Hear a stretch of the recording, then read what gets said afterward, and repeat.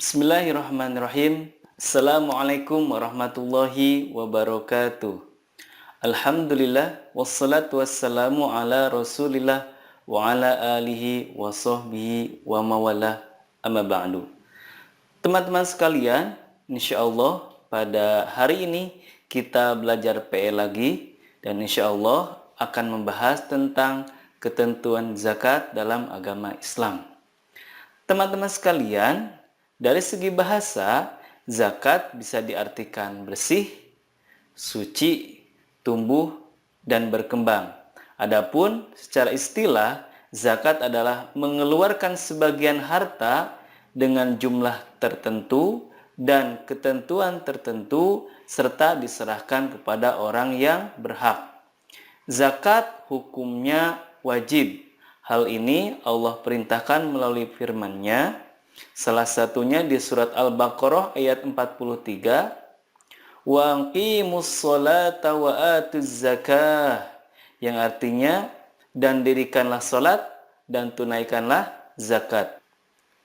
Di ayat yang lainnya Allah berfirman di surat At-Taubah ayat 103, khudz min amwalihim shadaqatan tutahhiruhum wa tuzakkihim biha, yang artinya ambillah zakat dari harta mereka guna membersihkan dan menyucikan mereka. Teman-teman sekalian, zakat terbagi ke dalam dua macam. Satu, zakat fitrah. Dua, zakat mal. Yang pertama ada zakat fitrah atau zakat diri. Zakat fitrah adalah zakat yang dikeluarkan berupa makanan pokok dari setiap individu di bulan Ramadan. Syaratnya yang pertama adalah Islam. Artinya kalau non-muslim tidak diwajibkan membayar zakat fitrah. Yang kedua ada kelebihan harta untuk kebutuhan pokok pada malam hari raya dan siangnya untuk dirinya dan juga orang-orang yang dalam tanggungannya. Yang ketiga, mendapatkan bagian awal sampai akhir Ramadan walau sebentar.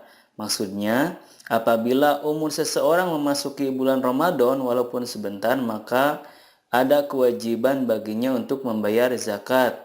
Sebagai contoh, ada orang memasuki tanggal 1 Ramadan, kemudian ia meninggal, maka ada kewajiban untuk membayarkan zakat fitrah atas dirinya. Begitu pula kalau ada bayi yang lahir sebelum matahari terbenam di akhir bulan Ramadan, maka wajib pula dibayarkan zakat fitrahnya. Waktu pembayaran zakat fitrah adalah dari awal Ramadan sampai sebelum sholat Id selesai. Ukuran zakat fitrah untuk setiap individunya adalah 1 so'.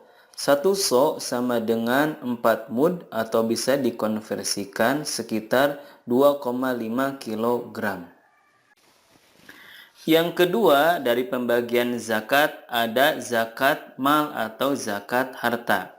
Zakat mal adalah zakat yang harus dikeluarkan atas kepemilikan harta apabila telah mencapai nisab dan haul. Adapun syarat harta yang kena wajib zakat adalah yang pertama hak milik sempurna. Artinya kalau harta yang kita kuasai masih ada utangnya, ada hak orang lain di sana, harus dikurangi terlebih dahulu. Yang kedua, hartanya berkembang atau bertambah nilai. Sebagai contoh, kalau kita jualan modalnya 100.000, kemudian setelah jualan jumlahnya menjadi 150.000. Ada nilai yang bertambah di sana, maka itu disebut dengan berkembang. Yang ketiga, mencapai nisab atau batas minimal. Sebagai contoh, nisab dari emas adalah 85 gram.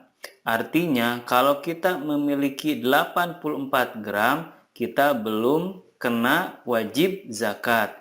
Sedangkan kalau kita memiliki sama dengan atau lebih dari 85 gram emas, maka sudah wajib membayarkan zakatnya.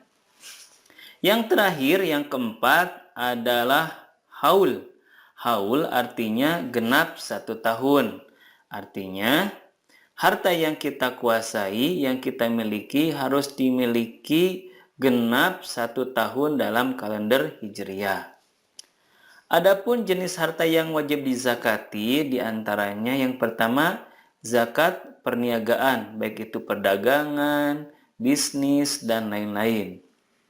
Kedua, zakat pertanian dan perkebunan. 3, zakat peternakan. 4, zakat pertambangan. 5, zakat profesi.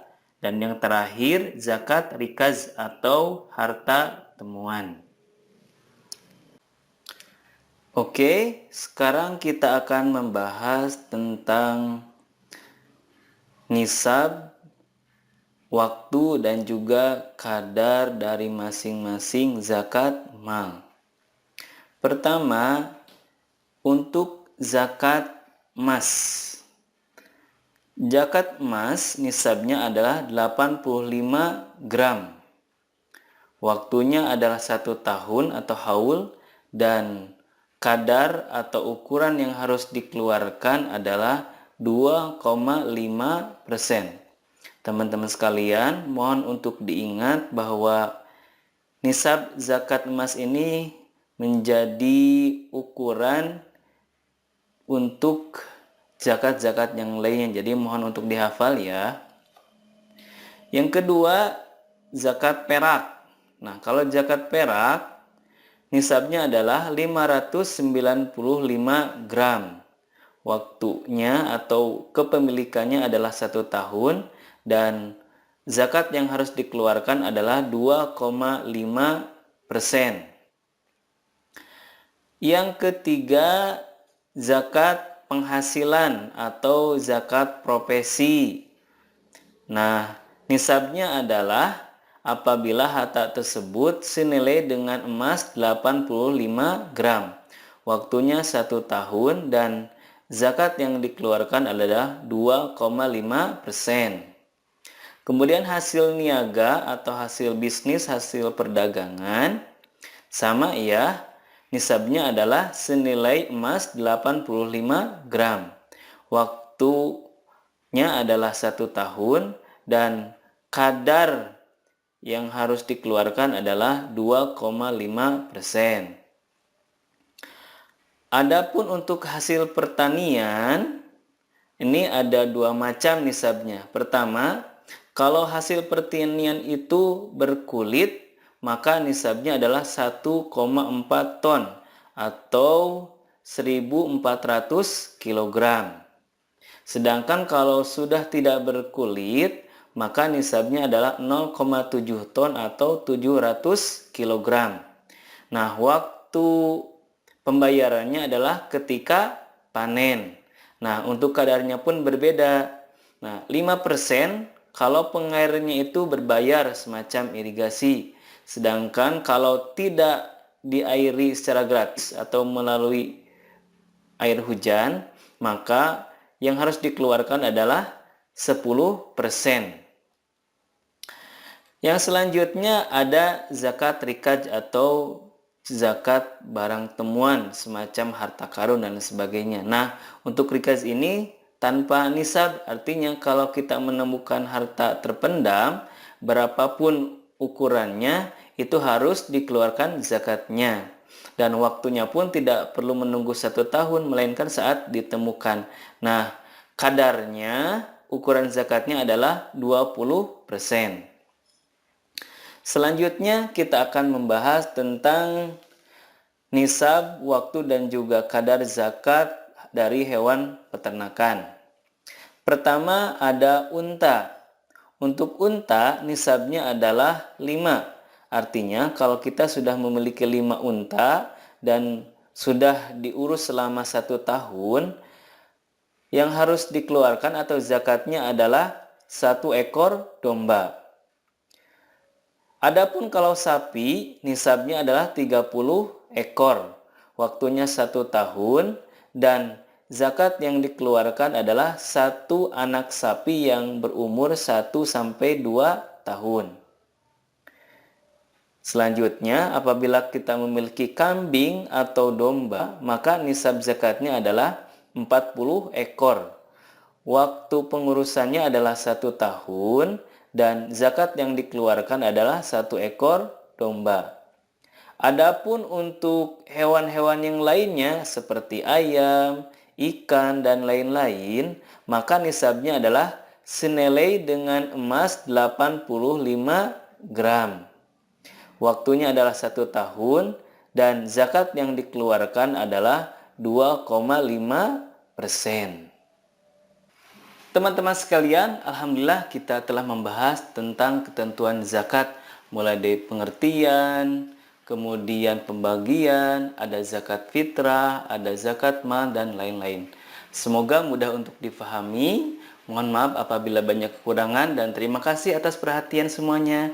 Sekian, Assalamualaikum warahmatullahi wabarakatuh.